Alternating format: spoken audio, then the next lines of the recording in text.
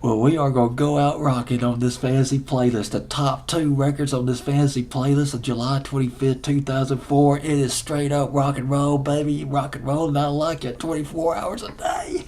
Yeah, like the Rolling Stones used to sing. I know it's only rock and roll. Jet from Australia with Cold Hard, well, I better not say the B word, just Cold Hard B, like Aunt B.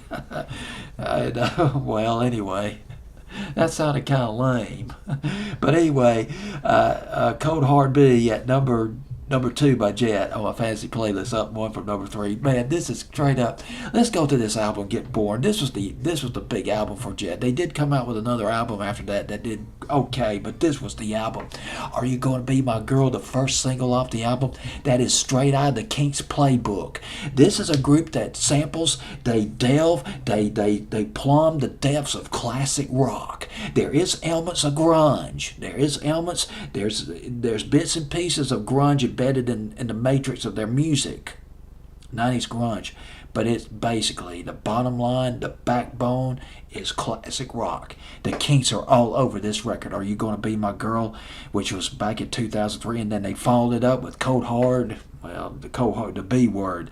And this is a simplistic chord progression, a thundering guitar, a bass line record. This is a whiskey-soaked classic rock bar-busting record of the first degree. It's fun to listen to.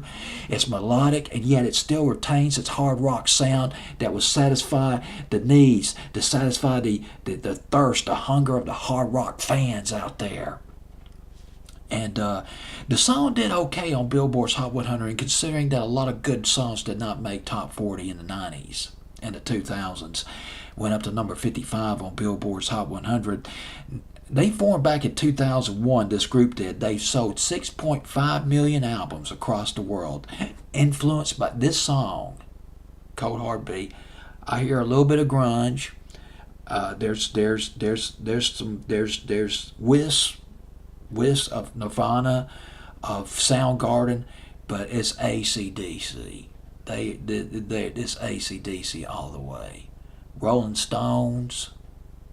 I mean, we're talking classic rock. This would have passed as a great rock and roll record in the late 70s, early 80s. That's how retro it was. And it's on my fantasy playlist all the way up. Not at number 55. No. If it were my call, it would have been up in the top 10 on Billboard's Hot 100.